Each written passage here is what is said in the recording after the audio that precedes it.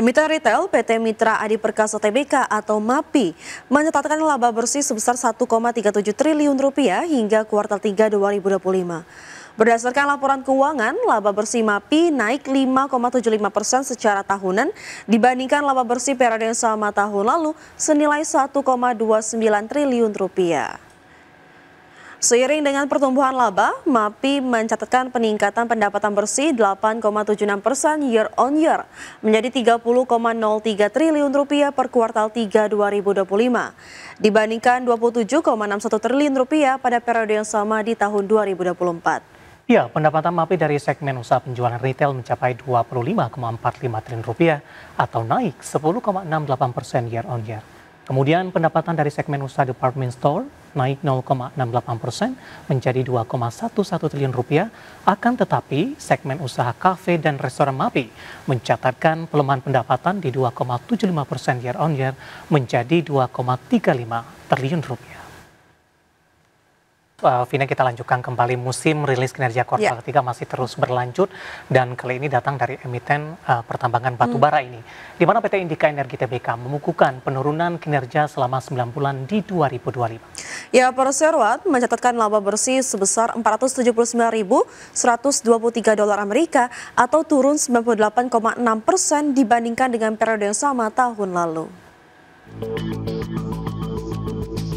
PT Indika Energi membukukan penurunan kinerja selama 9 bulan 2025. Indi mencetak pendapatan 1,44 miliar dolar Amerika atau setara dengan 24 triliun rupiah. Sementara itu laba bersih juga turun menjadi 479.123 dolar Amerika atau setara dengan 7,9 miliar rupiah. Berdasarkan laporan, Perseroan membukukan penurunan pendapatan hingga 19,1% year on year dari sebelumnya 1,78 miliar dolar menjadi 1,44 miliar dolar. Sebagian besar pendapatan ini dikontribusi oleh Kideko sebesar 1,15 miliar dolar. Sementara itu lini bisnis lainnya yaitu Indika Resources mencetak pendapatan sebesar 47,2 juta dolar, Tripatra sebesar 176,2 juta dolar, Interport sebesar 93,1 juta dolar, dan pendapatan lain-lain sebesar 59,5 juta dolar. Adapun turunnya pendapatan ini menurut manajemen disebabkan terutama oleh penurunan kontribusi dari Kideko karena penurunan harga jual rata-rata dan dari Indika Resources karena penurunan volume perdagangan. Perseroan tercatat membukukan laba bersih sebesar 479.123 atau setara dengan 7,9 miliar rupiah. Laba bersih turun 98,6% dibandingkan dengan periode yang sama tahun lalu. Berbagai sumber IDX Channel. Di mana konferensi tingkat tinggi Asia Pacific Economic Cooperation atau KTT APEC 2025 di Gyeongju, Republik Korea, Presiden Prabowo Subianto menegaskan manfaat teknologi artificial intelligence atau AI untuk mengatasi kemiskinan dan mencapai swasembada pangan. Dalam paparan di KTT Economy Leaders Meeting di sesi kedua, Presiden Prabowo menekankan bahwa pemanfaatan kecerdasan buatan atau AI dan teknologi tinggi menjadi kunci bagi Indonesia dalam mempercepat pengentasan kemiskinan serta memperkuat ketahanan pangan. Presiden menegaskan bahwa pemerintah berkomitmen untuk menuntaskan kemiskinan dan kelaparan dengan langkah cepat dan terukur dalam pembangunan nasional. Ya, selain itu, Kepala Negara menjelaskan bahwa Indonesia kini mulai memetik hasil nyata dari penerapan kecerdasan buatan di sektor pertanian. Menurut Presiden Prabowo, teknologi modern memungkinkan peningkatan produktivitas pangan nasional hingga mencapai swasembada beras. Selain itu, Presiden juga menekankan komitmen pemerintah untuk memperkuat pendidikan dan keterampilan digital bagi masyarakat, di mana penguasaan teknologi menjadi kunci bagi kemajuan bangsa dan hanya dapat dicapai melalui kolaborasi erat di kawasan Asia Pasifik.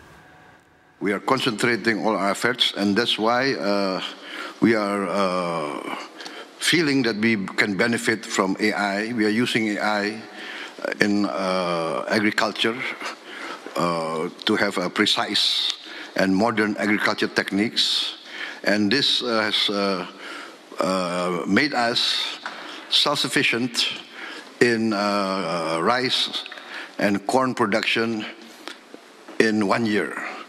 Our target was 4 years self-sufficiency, but the use of high-tech precision farming and AI has enabled us to increase our production to the highest level in the history of. Berikutnya pemirsa, di sela-sela KTT APEC 2025 di Korea Selatan, Presiden Prabowo Subianto melakukan pertemuan bilateral dengan Presiden Republik Korea Lee Jae-myung. Dalam volume bilateral ini, Korea Selatan sepakat tertarik untuk kerjasama pengembangan mobil nasional di Indonesia. Pertemuan bilateral Indonesia dan Korea Selatan berlangsung di sela-sela Konferensi Tingkat Tinggi Kerjasama Ekonomi Asia Pasifik atau APEC 2025 yang mencerminkan komitmen kedua negara untuk memperkuat kemitraan strategis di berbagai bidang. Salah satu kerjasama investasi adalah pengembangan mobil nasional berbasis listrik di Indonesia.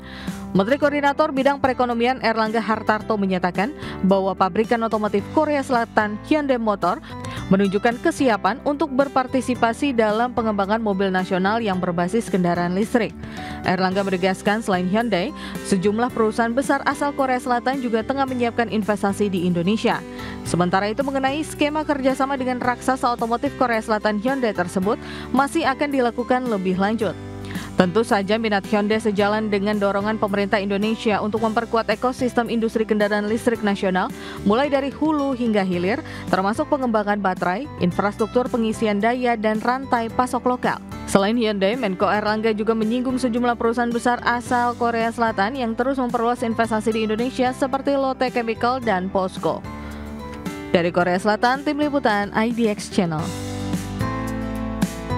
Dari Asia pemirsa, di mana China menangguhkan pembatasan ekspor logam tanah jarang dan mengakhiri investigasi terhadap perusahaan chip asal Amerika Serikat. Keterangan resmi yang dirilis Gedung Putih menjelaskan rincian kesepakatan dagang yang dicapai antara Presiden Donald Trump dan Presiden Xi Jinping yang bertujuan meredakan ketegangan antara dua ekonomi terbesar ke dunia tersebut. Sebagai bagian dari kesepakatan, China akan mengeluarkan lisensi ekspor umum untuk logam tanah jarang, galum, germanium, antimoni, dan grafit yang akan menguntungkan pengguna akhir dan pemasok asal Amerika Serikat. Di mana langkah ini secara efektif mencabut pengendalian ekspor yang diberlakukan Beijing pada April 2025 dan Oktober 2022.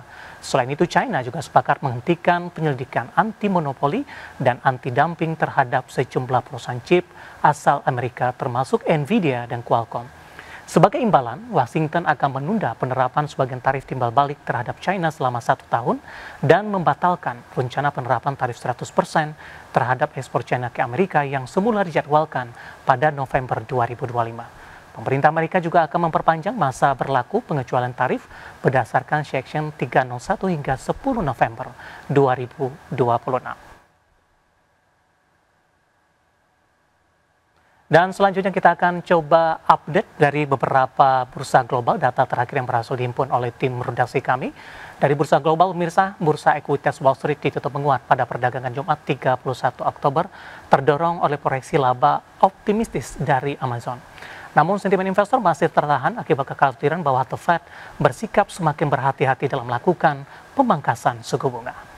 Pada tutupan perdagangan Jumat, indeks Dow Jones average naik di 0,09% menjadi 47.562. Indeks S&P 500 menguat di 0,26% ke level 6.840 dan Nasdaq naik di 0,61% ke posisi 23.724. Ya, kita akan coba update data terakhir dari bursa Eropa, pemirsa, di mana bursa ekuitas Eropa ditutup melemah di perdagangan Jumat seiring investor mencerna laporan keuangan kuartalan yang beragam serta data inflasi kawasan euro yang relatif stabil.